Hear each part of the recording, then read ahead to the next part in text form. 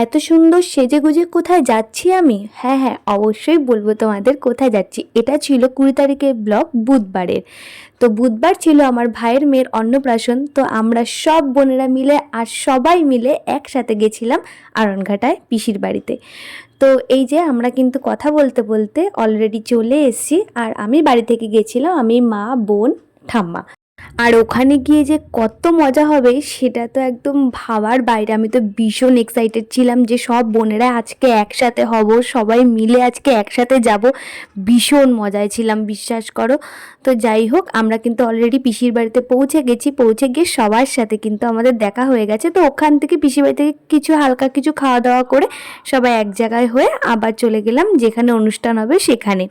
তো সেখানে গিয়ে তো দেখলাম বিশাল আয়োজন হয়েছে, বেশ ভালো লাগছিল। আর আমরা যেখানে যাই আগে কিন্তু সেলফি তুলি। তো দেখো, সেলফি তোলার জন্য কিন্তু মারামারি লেগে গেছে। পিসমশাই সেখানে আবার গিয়ে নাচানাচি শুরু করে দিয়েছে যাতে আমরা সেলফি না তুলতে পারি। তো যাই হোক, আমার ফোনে তো সেলফি তুলতে তুলতে অন্তত মানে ২০০টার মতন সেলফি হয়েই গেছে সবার, মানে এত ছবি তুলেছি।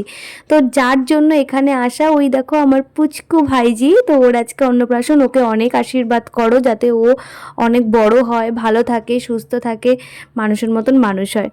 তো যাই হোক, এই দেখো এখানে কিন্তু ওর মা আর ওর বাবা, দেখো দুজনেই ছোট ছোট, ওর বাবা মা দুজনেই ছোট অনেকটা।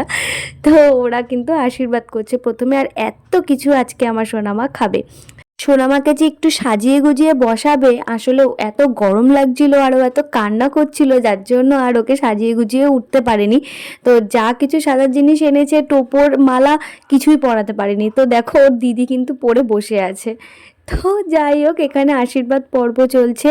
এতজন মানুষকে দেখে ও কিন্তু ভ্যাবাচ্যাকা খেয়ে গেছে।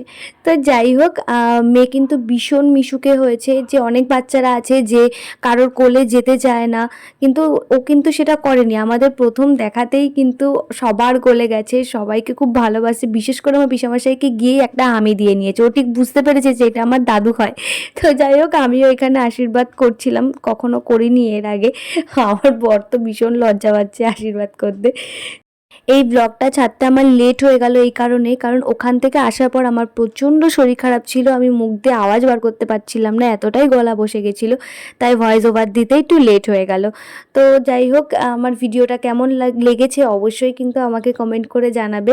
তো আমরা কিন্তু ওখান থেকে সব কিছু কমপ্লিট করে আশীর্বাদ পর্ব শেষ করে কিন্তু আবার চলে এসেছি সেলফি তুলতে। মানে আমাদের সেলফি তোলা হয়ই না বলতে পারো। তো সেলফি টেলফি তোলার পর সব বললাম যে এবার বাদ দাও, এবার কিন্তু চলো খেতে বসে পড়ি, কারণ এখন বাজে বিকেল ৫টা। তো আমরা সবাই এখানে খেতে বসে পড়েছি। আর মেনুতে কিন্তু খুব ভালো ভালো খাবার ছিল। মেনুতে ছিল ভাত, ডাল আর বেগুনি, আর ছিল পাবদা মাছ, আর তার সাথে কিন্তু ছিল ফ্রাইড রাইস আর চিকেন কষা। আর শেষ পাতে ছিল আমের চাটনি আর পাঁপড়, মিষ্টি আর আইসক্রিম। খাওয়া দাওয়ার পর্ব শেষ করে কিন্তু চলে গেছিলাম আমার বোনের বাড়িতে পালপাড়া বেড়াতে। সেখানে কিন্তু আমরা একা যাইনি, সবাই মিলে গেছিলাম। আজকে তো ভীষণ মজা হবে, সবাই মিলে একসাথে গল্প করতে পারবো। তো আজকের ব্লগটা এখানেই থাক, টাটা, গুড নাইট।